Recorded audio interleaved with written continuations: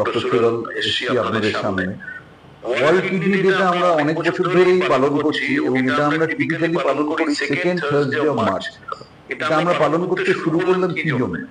আমরা দেখলাম হঠাৎ আমরা যারা কিডনি স্পেশালিস্টরা যে লিভার সম্বন্ধে, হার্টের সম্বন্ধে সাধারণ মানুষদের তবু একটা কৌতূহল আইডিয়া আছে, কিন্তু কিডনির সম্বন্ধে কৌতূহল হয়তো আছে কিন্তু সচেতনতা খুব কম। এবং কিডনি ডিজিজ যে কিডনি কোথায় সেটাই জানেন না। দুটো কিডনি হয়তো লোকে জানেন কিন্তু তাদের কি ফাংশন, তারা একসাথে কিডনি কাজ করে, অনেকে ভাবেন হয়তো একটা কিডনি কাজ করে অন্য কিডনিটা শুয়ে থাকে, এরকম সব বিভিন্ন ভ্রান্ত আইডিয়া আছে। তো আমার যেটা বক্তব্য যে কিডনির অসুখের সম্বন্ধে বলতে গেলে সবার আগে আমাদের যেটা বলতে হয় যে এবারের ওয়ার্ল্ড কিডনির থিমটা কি। প্রতি বছর থিমটা একটু আলাদা আলাদা থাকে, এবারের থিমটা একটু খুব সিম্পল থিম, আর your kidney is okay, detect early and protect kidney health। তার মানে খুব আর্লি স্টেজে আমরা যেন অসুখটাকে ডিটেক্ট করতে পারি এবং কিডনি হেলথকে আমরা কিভাবে ভালো রাখতে পারবো।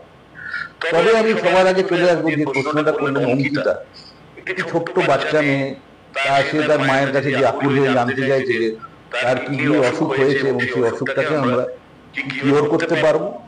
তো এখানে আমি যেটা বলবো যে আমার যদি আজকে আউটডোরে যান দেখবেন অনেক ছোট ছোট বাচ্চারা ঘুরে বেড়াচ্ছে। আমাকে অনেক সময় চকলেট ক্যারি করে নিয়ে যায় বা মিষ্টি ক্যারি করে নিয়ে যায়, অনেককে শুধু একটু ঘুড়িতে আদর করে দিই বা একটু গালটা টিপে দিই।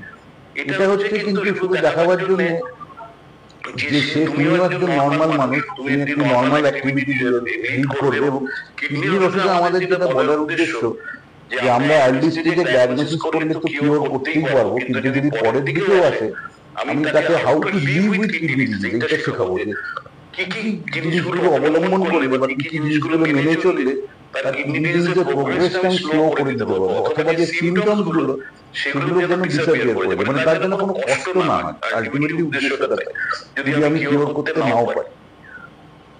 যেটা হচ্ছে বাচ্চাদের ক্ষেত্রে, আমি কিন্তু বাচ্চাদের নিয়ে ডিসকাস করছি। বাচ্চাদের কিডনির অসুখ তিন রকমের হয়। একটা হচ্ছে নেফ্রোটিক সিনড্রোম।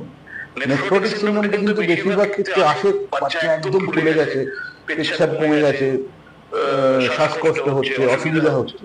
কিন্তু আমরা জানি বাচ্চাদের যে নেফ্রোটিক সিনড্রোম এটা কিন্তু 100-র মধ্যে 90%-এ খুব একটা ছোট্ট অসুখকে মিনিমাল চেঞ্জ নেফ্রোটিক সিনড্রোম বলা হয়। যেটা আমি একটু স্টেরয়েড জাতীয় ওষুধ কিছু দিতে হবে, পেশেন্টের মাকে এবং পেশেন্টকে অ্যাসিওর করবো যে জাস্ট 3-4 দিন ওয়েট করুন। এই ওষুধটা যেই আমি আজ শুরু করলাম তার সাথে ফোলা কমানোর ওষুধ দিলাম, 7 দিনের মধ্যে 100-র মধ্যে 90% চান্স আপনার ফোলা কমে যাবে, শরীর ঠিক হয়ে যাবে। কিন্তু মনে রাখতে হবে যে ওষুধটা কিন্তু আমাকে অন্তত 3 মাস কন্টিনিউ করতে হবে। অনেকে কি ভুল হয়,